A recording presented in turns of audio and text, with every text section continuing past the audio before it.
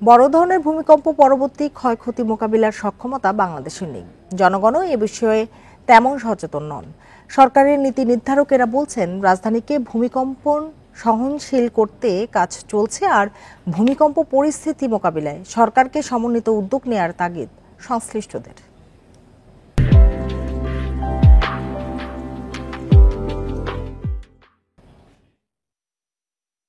অপরিকল্পিত ঢাকা মহানগরীতে নানা দুর্যোগের পাশাপাশি বড় ধরনের ভূমিকম্পে অনেক ক্ষয়ক্ষতির শঙ্কা রয়েছে। বিশেষ করে জলাশয় ভরাট করে যেসব বহুতল ভবন গড়ে তোলা হয়েছে সেগুলো রয়েছে চরম ঝুঁকিতে। সম্প্রতি বেশ কিছু ভূমিকম্প ভবিষ্যতে আরও বড় ধরনের ভূমিকম্পের সতর্ক সংকেত বলে মনে করছেন সংশ্লিষ্টরা। রাজউকের উদ্যোগে ভূমিকম্প সহনশীলতা বিষয়ক দুদিনের এক আন্তর্জাতিক সেমিনারে উঠে আসে এসব কথা। নীতি নির্ধারকরা বলছেন, পুরো বাংলাদেশকে নিয়েই চিন্তা করার সময় এসেছে। ভূমিকম্প হলে শুধু ঢাকা না, আপনার পুরো বাংলাদেশের নর্থ ইস্ট রিজনটা কিন্তু ঝুঁকিপূর্ণ। তার জন্যে আমি মনে করি, আমি মিনিস্ট্রি অফ ওয়ার্কস এবং মাননীয় মন্ত্রীকে আমি অনুরোধ করব যে আমরা ঢাকা ছাড়া আপনার বাকি এলাকা যেগুলি আছে, যেখানে আমাদের ঝুঁকিপূর্ণ এলাকাগুলি, ওখানেও যেন আমরা এই কাজটা করি।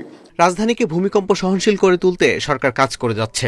এই জন্য টেকসই অবকাঠামোয় গুরুত্ব দেওয়া হচ্ছে বলে জানিয়েছেন প্রধানমন্ত্রী বেসরকারি শিল্প ও বিনিয়োগ উপদেষ্টা সালমান এফ রহমান। শুধু ঢাকা না, আপনার পুরো বাংলাদেশের নর্থ ইস্ট রিজনটা কিন্তু ঝুঁকিপূর্ণ। তার জন্যে ঢাকা ছাড়া আপনার বাকি এলাকা যেগুলি আছে, যেখানে আমাদের ঝুঁকিপূর্ণ এলাকাগুলি, ওখানেও যেন আমরা এই কাজটা করি। ভূতাত্ত্বিক দিক থেকে ঢাকা মহানগরী মধুপুর বিভাজনে অবস্থিত, তাই ভবন তৈরিতে কোনো অবহেলা না করার আহ্বান গৃহায়ন ও গণপূর্ত মন্ত্রীর।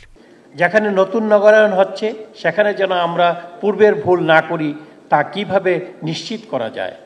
আমি মনে করি বিল্ডিং কোডের সঠিক এনফোর্সমেন্ট যেমন জরুরি, তেমনি কোনো গভর্নমেন্ট ইনসেন্টিভ প্রোগ্রাম যদি থাকে বিল্ডিং ওনারদের জন্য, তাহলে তারা নিজেরাই মোটিভেটেড হবে আর্থকুয়েক রেজিস্ট্যান্স বিল্ডিং বানানোর জন্য। বাংলাদেশকে ভূমিকম্পের ঝুঁকি মোকাবেলায় আরও তৎপর হওয়ার আহ্বান জানিয়েছেন জাপানের বিশেষজ্ঞরা। বলেন, বড় মাত্রার ভূমিকম্পের পর দ্রুত উদ্ধার অভিযান চালানোর জন্য প্রয়োজনীয় যন্ত্রপাতির ব্যবস্থা করা জরুরি। বাংলাদেশে ও এর আশপাশ অঞ্চলে 1988 সাল থেকে এখন পর্যন্ত 12টি মাঝারি মানের ভূমিকম্প হয়েছে, আর সে বছরগুলোতে এ সংখ্যা আরও বাড়ার শঙ্কা বিশেষজ্ঞদের। আল আমিন হক, ইন্ডিপেন্ডেন্ট নিউজ, ঢাকা।